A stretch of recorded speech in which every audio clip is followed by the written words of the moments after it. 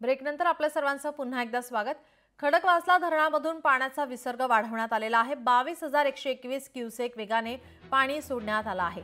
धरण क्षेत्रामध्ये मुसळधार पाऊस असल्याने विसर्गात वाढ करण्यात येते।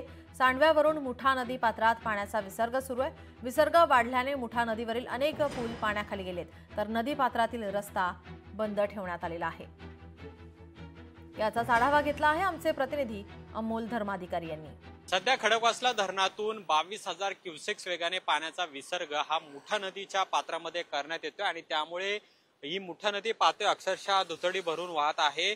नदीच्या पात्राच्या बाहेर हा पाण्याचा प्रवाह आहे तो सध्या गेलेला पाहायला मिळतोय। यंदाच्या मोसमातला सर्वाधिक पाण्याचा विसर्ग हा खडकवासला धरणातून करण्यात येत आहे।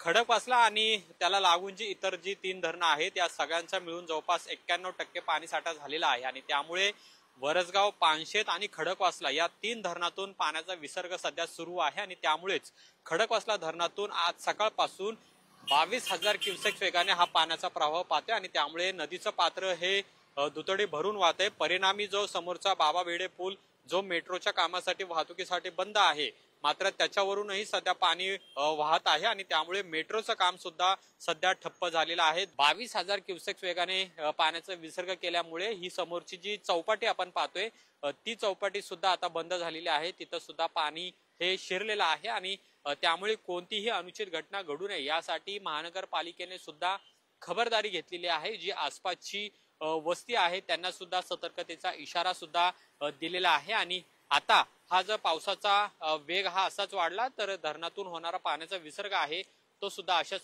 पद्धतीने वाढवला जाईल असं सुद्धा सांगण्यात आलेलं आहे। पण यंदाच्या मोसमातला सर्वाधिक पाण्याचा विसर्ग आहे तो सध्या खडकवासला धरणातून केला जात आहे। कॅमेरामन तुषार नानावरेसह अमोल धर्माधिकारी, लोकशाही मराठी, पुणे। लोकशाही मराठी ऐका, पहा, जागरूक रहा।